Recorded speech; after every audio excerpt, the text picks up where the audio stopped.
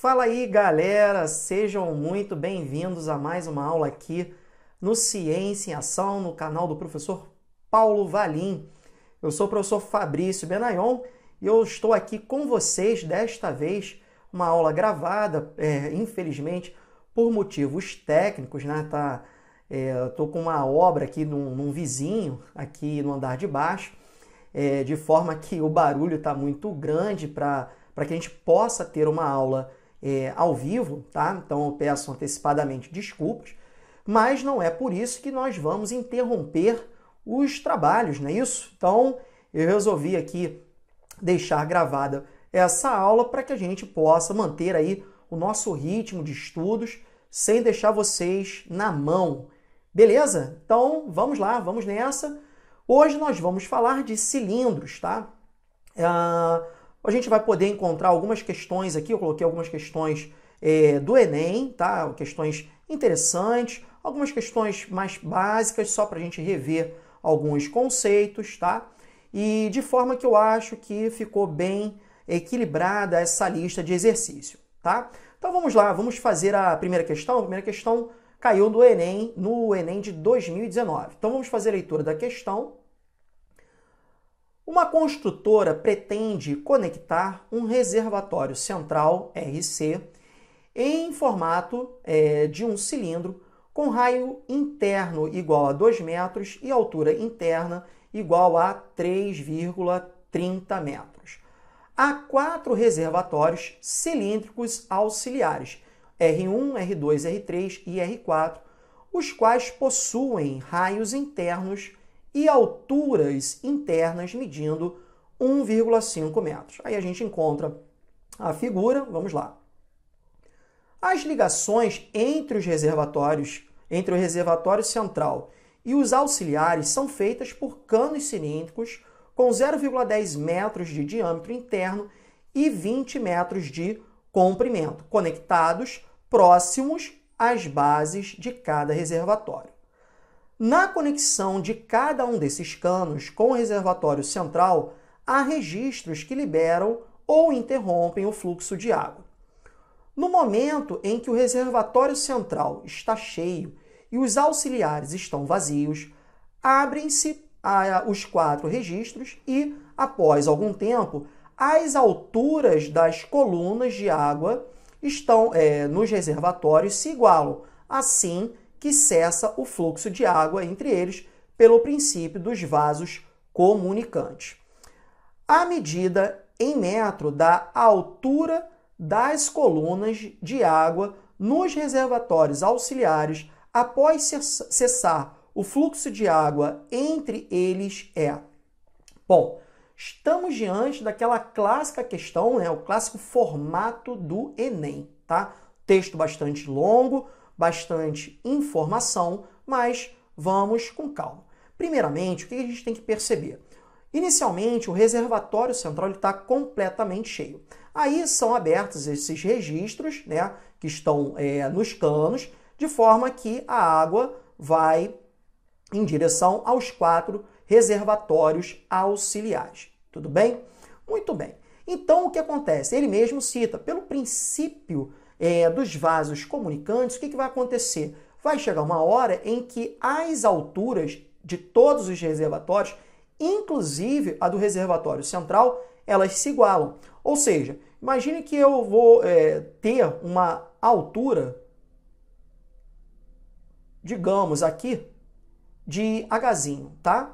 Hzinho. Vamos chamar aqui a altura em que a água chegou foi Hzinho. Pronto. Então, em todos os reservatórios auxiliares e também no reservatório central, essa altura é a mesma, que nós chamamos aqui de Hzinho. Beleza? Além disso, o que ocorre? Os canos eles vão ficar completamente cheios de água. Tá ok?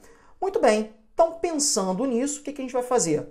A gente sabe que a soma de cada reservatório e canos, né, somando esses volumes, esse resultado tem que ser igual ao volume que você tinha inicialmente no reservatório central. É isso. Então, a gente vai agora equacionar isso. Então, primeiramente, o que a gente vai fazer? Eu vou somar o volume dos 4 reservatórios auxiliares. Então, lembrando, qual é o volume? O volume de um cilindro é dado por área da base, π, r ao quadrado, vezes altura. Ok? Então, vamos lá. Então, eu tenho que o volume de um reservatóriozinho desse, auxiliar, é dado por π, vezes o raio da base, que ele diz aqui, ó, raio interno e alturas medindo 1,5 metros. Então, eu tenho aqui 1,5 ao quadrado, vezes, claro que nós não vamos usar a altura máxima de 1,5 metros, pois a gente vai supor aqui, né, que essa altura do qual se estabilizou o nível da água seja inferior a 1,5 metros, pois aí, senão, você teria algo do tipo transbordando aqui, né? Então, vezes uma altura que é o que ele quer saber no nosso problema, tá certo?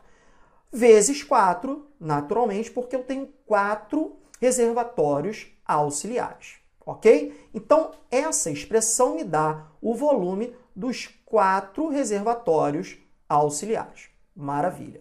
Mas, agora eu vou calcular o volume dos 4 canos. Então, vai ser, novamente, como eu tenho 4 canos, 4 vezes π, porque é um cano cilíndrico de raio 0,05, pois o diâmetro, ó, observe aqui, ó, o diâmetro é 0,10, então 0,05 ao quadrado vezes a altura, que no caso aqui a altura é o comprimento desse cano, 20.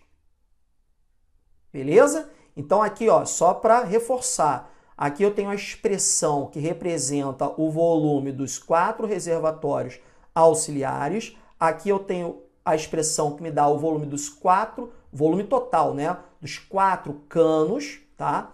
Ainda tenho o que restou aqui no reservatório central, então vou ter mais π, r, o raio é 2, ó, raio interno igual a 2, então 2 ao quadrado, vezes a altura h, que permaneceu em todos os reservatórios, e isso vai ter que ser igual ao volume que eu tinha de água inicial, pois não houve perda, né? Então, qual é o volume inicial? π, r, o raio do reservatório central é 2, então 2 ao quadrado, vezes a altura 3,3. Então, eu vou colocar aqui apertadinho para não sumir. Agora, observe o seguinte, todos os termos da igualdade eu tenho 4π, ó, 4π, aqui 4π, π vezes 2 ao quadrado é 4π, π vezes 2 ao quadrado é 4π. De forma que, claro, que eu posso cancelar esses 4πs que aparecem em cada termo da minha igualdade. Aí, o que sobra aqui? Vamos lá. 1,2 ao quadrado, galera, é 2,25, tá? Vezes h. Muito bem. Aqui, ó, eu vou transformar isso aqui para uma fração, né? 5 centésimos, né, ao quadrado é 5 ao quadrado é 25. 100 ao quadrado dá 10.000. Vezes 20 mais h igual a 3,3. Bom, vamos lá. O que nós temos então? 2,25h mais 20 vezes 25, isso dá 500. 500, eu vou cancelar 2 zerinhos, vai ficar 5 sobre 100, 5 centésimos. Então, 0,05. Mais h é igual a 3,3. Maravilha. Então, 2,25h mais 1h, né? Lembrando que aqui o coeficiente é 1, vai ficar 2 mais 1 dá 3. 3,25H igual a 3,30 menos 0,05. Isso é 3,25. Olha lá, 30 menos 5. E aí, chegamos ao nosso H. H é igual a 1 metro. E isso você encontra lá bonito. Graças a Deus, depois de tantas contas, chegarmos a um resultado é sempre muito bom. Ok, então, beleza. Chegamos aqui ao final da primeira questão. Tá? Uma questão bem bacana que caiu aí no Enem do ano passado. Então, a gente aqui trabalhou o conceito de volume, né? Claro que dentro de um contexto, né, que a gente tem que observar, aqui eu acho que a principal observação que deve ser feita é acerca dessa quantidade que, a princípio, o aluno pode ser levado a pensar que toda a água foi escoada para os reservatórios, né? Então, observe que você fica aqui, né, com um pouco de água, água nos canos, água no reservatório e água nesse reservatório central, tá bom? Muito bem, fechamos então a primeira questão, vamos à segunda questão. Olha lá. Maravilha, questãozinha também clássica envolvendo aí o conhecimento de cilindros. Então, vamos à leitura da questão. Um cilindro circular reto A, com raio da base igual a 6 centímetros e altura H maiúsculo, possui a mesma área lateral que um cilindro circular reto B, com raio da base R e altura H, conforme mostram as figuras. Então, aqui nada mais do que a narrativa do que a figura nos mostra. Sabendo que a razão entre H e H é de 1,2 e que o volume do cilindro B é 240 centímetros cúbicos, é correto afirmar que a diferença entre os volumes dos cilindros é... Bom, claramente eu vou ter que achar o volume do cilindro A para calcular essa diferença, uma vez que eu já tenho o volume do cilindro B. Está aqui, 240 centímetros cúbicos. Muito bem, então vamos partir da informação que a área lateral desses cilindros são iguais.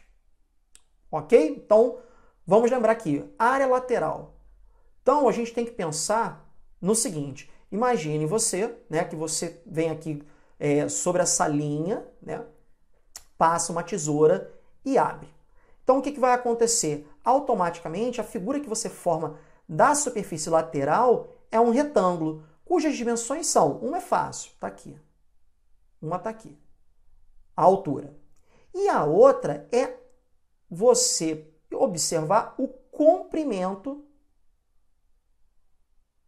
do círculo, né? O comprimento da circunferência que forma a base. Então, a fórmula é dada por base, que é o comprimento da circunferência, 2πr, onde r é o raio da base, vezes a altura. Então, só para ficar bem claro o que vai acontecer quando você planifica, né, um cilindro, o que você obtém é, na superfície lateral, um retângulo, cujas dimensões são h, a altura do cilindro, e o comprimento coincide perfeitamente com o comprimento da circunferência, né, que forma a base do cilindro. Comprimento da circunferência é 2πr, tá certo? Muito bem. E a área é base, né, a área de um retângulo é base vezes altura. Então, temos aqui a fórmula que vai nos dar exatamente a formação da igualdade. Então, vamos lá. Então, eu quero, primeiramente, igualar essas áreas. A área lateral do cilindro A, vai ser 2πr vezes H maiúsculo. E a área lateral do cilindro B vai ser dada por 2πrzinho vezes H. Bom, como isso aqui eu tenho uma igualdade, eu tenho que 2π vezes 6 vezes H maiúsculo é dado por 2πrzinho H. Notem que 2π e 2π eles podem ser cancelados.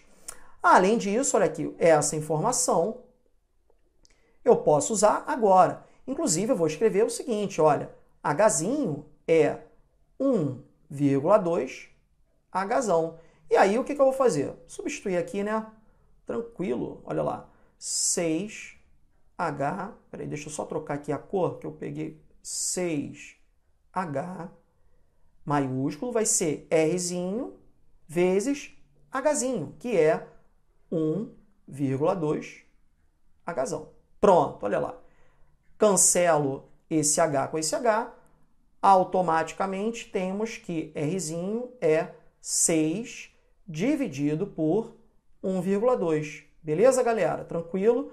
Dividindo isso aqui, chegamos a Rzinho igual a 5. Muito bem. Bom, o que eu vou fazer agora? Vou usar essa informação aqui, ó. O volume do cilindro B é 240π. Ora, como eu acabei de achar o Rzinho, eu sou capaz de achar o Hzinho. Com o Hzinho, eu acho Hzão e aí consigo o volume do A. Então, essa vai ser a nossa estratégia, ok? Então, vamos lá. O volume, novamente, ó, a gente vai usar, agora voltando a usar a fórmula do cilindro, o volume do cilindro B é dada por πr ao quadrado vezes altura. Ora, como ele diz que isso é 240, temos que 25π vezes Hzinho tem que ser igual a 240π, ok? Vamos simplificar aqui, né, esse π com esse π. Hzinho, 240 dividido por 25. Isso daqui vai dar 9, aí sobra 225, sobra 15, 150 por 25 dá 6. Então, 9,6. Maravilha. Então, achei o Hzinho, 9,6. Mas, na verdade, o que me interessa é o H maiúsculo. Mas agora é fácil porque eu sei que Hzinho é 1,2 Hzão. Então, vai ser igualado dessa forma, 9,6 é igual a 1,2 Hzão. E, por fim, Hzão é 9,6 dividido por 1,2. Portanto, a altura do cilindro A é dada por, isso aqui vai dar 2 vezes 8, 16, vai 1, precisamente 8. Pronto. Agora eu tenho todas as condições de calcular o volume do cilindro A, que é dada por πr ao quadrado vezes a altura que eu acabei de achar, tá certo? Então, fazendo aqui as contas, 36 vezes 8, 36 vezes 8, 6 vezes 8 dá 48, 3 vezes 8, 24, 288π. Logo, a variação, né, que ele quer, a diferença entre os volumes será VA menos VB, 288π menos 240π, que dá 48π. Tá certo? Olha lá. Letra D, meu amigo. Mais uma questão aí, bacaninha, né? Questão bem legal, bem interessante. Né? A gente tem que aí usar vários recursos, né, para a gente chegar à resposta. Então, acho que vale a pena a gente trabalhar esse tipo de questão. Beleza, galera? Então, assim, nós vamos nos deparar agora com algumas questões relativamente mais simples do que as duas primeiras, mas nem por isso menos importantes, tá? Então, vamos à terceira questão, Enem PPL 2019. Muitos restaurantes servem refrigerantes em copos contendo limão e gelo.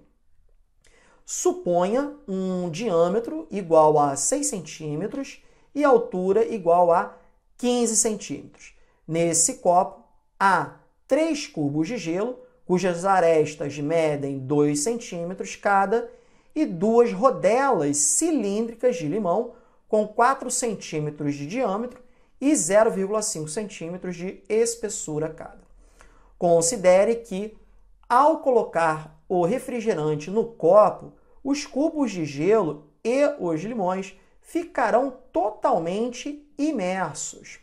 Use 3 como aproximação para π.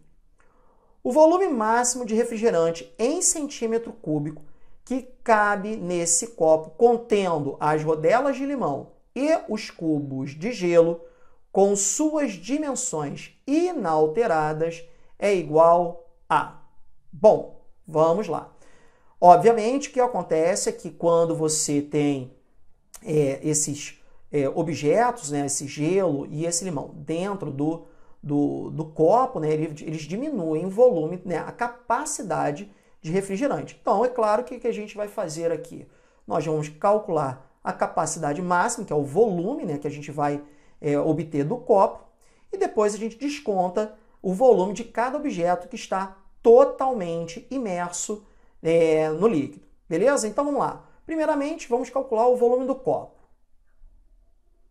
Volume do copo. Muito bem. Vamos às dimensões. O diâmetro é 6, então o raio é 3. Então vai ficar π r ao quadrado vezes 15. Bom, eu já vou fazer aqui, né, a aproximação que ele pede, que é usar o π igual a 3. Então, na verdade, nós temos 3 vezes 9, 27, 27 vezes 15. Vamos fazer essa conta aqui. 15, 27, 7 vezes 5 dá 35, vão 3. Aqui fica 105. 2 vezes 5, 10, vai 1.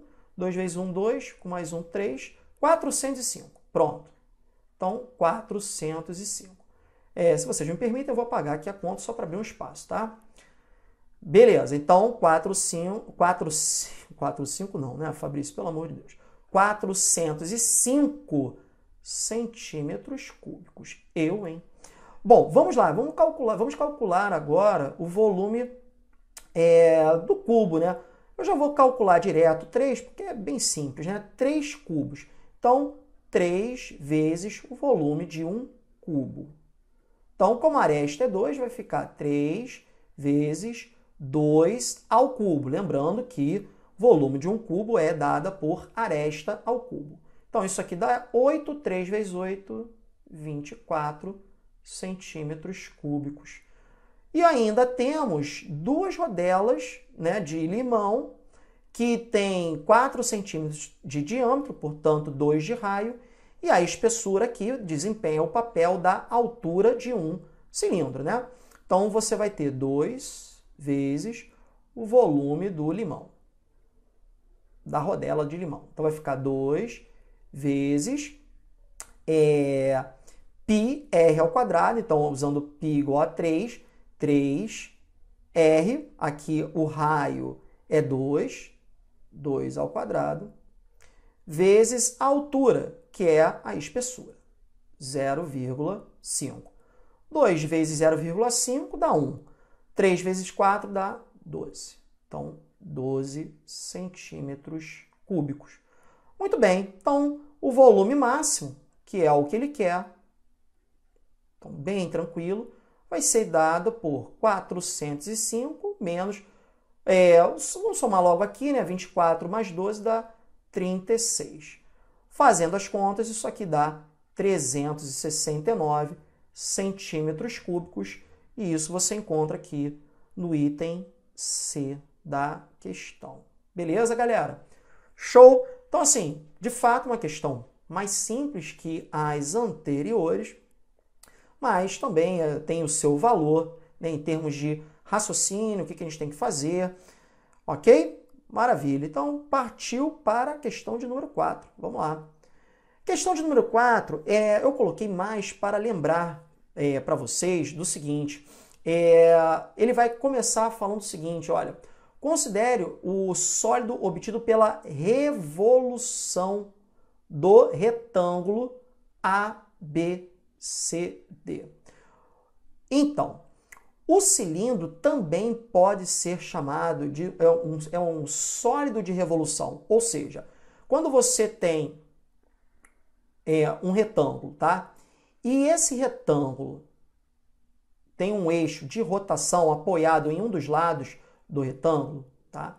O que acontece ao girar, né, esse retângulo em torno desse eixo de rotação? O que acontece, Fabrício? O que acontece é que você tem automaticamente gerado aqui um sólido que nós conhecemos como cilindro, tá? Desculpem o desenho vai ficar um pouco ruim, né? Pela própria condição aqui do esqueminha que eu uso para dar aula, mas acho que dá para entender. E é claro que eu sei que você já sabe disso. É só para reforçar. Então, o cilindro reto, ele é também chamado de um sólido de revolução, tá? Quando você gira em torno de um dos lados de um retângulo, tá? Você faz esse retângulo girar, gerando assim esse cilindro. Muito bem, só que observe que na nossa figura, esse retângulo está afastado 2 unidades aqui. Não tem o menor problema, né? Porque o que acontece é que a gente vai imaginar que essa figura que vai ser gerada aqui, ela vai ter, na verdade, um furo, né? Ela vai ter um furo aqui, ó. Então, quando você gira em torno do eixo R, ó, aqui, tá? O que vai acontecer? Essa figura, né, ela vai ser, de fato, um cilindro, vai formar um cilindro, só que vai ter um furo no meio, que também é um cilindro, né? Um cilindro. Então, ó, aqui vai girar, aí aqui, ó, forma essa figura, ó, esse sólido. E o que acontece é que o sólido gerado é um cilindro com um furo cilíndrico no meio, olha lá. Beleza? Deu para perceber aqui o que aconteceu com a rotação do retângulo ABCD? Ok? Maravilha! Então, qual é o procedimento a partir de agora? Calculo o volume do cilindro maior e retiro o volume do cilindro interno, né, que é um furo. Ok, então vamos lá. Bom, só para constar, né, aqui você observa que você tem essa medida 5. Ele não quis dar a altura imediata, mas praticamente porque esse cateto aqui, né, que é um retângulo, aqui é 3, naturalmente que aqui é 4. Aquele triângulo pitagórico 3, 4 e 5. Claro que se você quiser chamar isso aqui de H, por exemplo, aplicar Teorema de Pitágoras, você chega automaticamente aqui, mas eu vou escrever diretamente aqui 4, porque é desnecessário esse cálculo. Muito bem. Então, agora ficou a aplicação direta da fórmula do volume. Então, o volume do sólido obtido é a área do cilindro maior, né? Π R ao quadrado vezes a altura 4. Aí isso me dá o volume do cilindro maior. E eu vou descontar o volume do cilindro menor, cujo raio vale 2. Então, fica π vezes 2 ao quadrado vezes a altura, que é a mesma, 4. Ok. Então, poucas contas. Aqui vai ficar 25 vezes 4 dá 100. Então, fica 100π.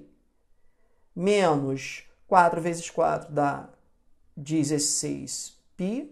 Fazendo aqui as contas, encontramos 84π.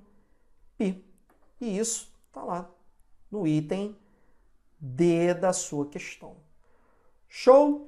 Galera, então chegamos aqui à nossa última questão. O que é bom dura pouco, meu amigo. Então, já gostaria de antecipadamente agradecer a todos que porventura estejam assistindo a aula, tá? Bom, vamos lá, sem perda de tempo, para a gente encerrar então aqui a nossa aula. Vamos fazer a leitura. um tanque no formato de um cilindro circular reto, cujo raio da base mede 2 metros, tem o nível da água aumentado em 25 centímetros após uma forte chuva. Essa quantidade de água corresponde a 5% do volume total de água que cabe no tanque. Assinale a alternativa que melhor aproxima o volume total de água que cabe no tanque em metros cúbicos. Bom, tranquilo, né, galera? Aqui é um contexto relativamente simples de se entender. Então, você tem um cilindro, tá, que possui uma capacidade lá total. Então, vamos supor que ele estivesse com, digamos lá, uma certa lâmina de água. Vamos só supor, não faz a menor diferença isso, poderia estar vazio, mas enfim, vamos supor que eu tenha aqui uma lâmina de água e aí choveu e ele subiu 25 centímetros, olha só. Então, o que acontece? Essa diferença aqui, ó, né, que fez variar o nível, né, da água no reservatório, que eu já vou escrever em metros, né, 25 centímetros é 0,25 metros, corresponde a um pequeno cilindro, olha só, um cilindro de altura 0,25 metros e cujo raio tem a mesma medida do raio do cilindro do qual lhe dá a forma, né? Naturalmente, bem fácil de entender. Espera aí, deixa eu levantar aqui para não dar mole e ficar em cima ficar escondido aqui. Aí a gente sabe que esse pequeno cilindro formado, né, a partir da variação do aumento do nível da água, corresponde a 5%. Bom, o raio da base é 2 metros, então a gente é capaz de calcular esse volume aqui. Então eu já vou puxar uma seta. O volume desse cilindro obtido a partir da variação vai ser dado por πr ao quadrado vezes a altura. Tá certo? Ficou claro aqui essa imagem, essa parte aqui que está em azul, é um pequeno cilindro. Aí notem que o volume, portanto, disso aqui, desse pequeno cilindro, vai ser 4 vezes 0,25 vezes π da π. Pô, acabou, né? Então a gente sabe que esse volume corresponde a 5%. Então 5% é π. Então 100%, porque ele quer a capacidade total, eu tive que multiplicar esse aqui, né, proporcionalmente por 20. Logo aqui também vai ficar multiplicado por 20, então capacidade total é 20π, certo? Como ele quer aproximadamente, a melhor aproximação, a gente vai usar aqui 20 vezes 3,14, né? Observe que se só uso 3, né, eu não vou aproximar tão bem. Aí note que aqui vai dar 31,4 vezes 2, 62,8, né? Cuja melhor aproximação é 63. E 63 está aqui, ó, no item C da nossa questão. Beleza, galera? Então, fechamos aqui mais uma aula, tá? Novamente, para quem chegou aí depois, em geral, a gente faz essa aula ao vivo, mas eu estou com um pequeno problema técnico aqui. O vizinho resolveu fazer uma obra e o barulho tá muito grande, de forma que ia atrapalhar, né, o áudio. E aí eu decidi deixar gravada essa aula para que vocês não deixem de ter ali o seu ritmo de estudo quebrados, tá? De estudos quebrados. Muito bem, então, galera, fechamos então mais essa aula. Espero que vocês tenham gostado, sobretudo entendido. Um forte abraço e até a próxima, galera. Fui, valeu, tchau, tchau.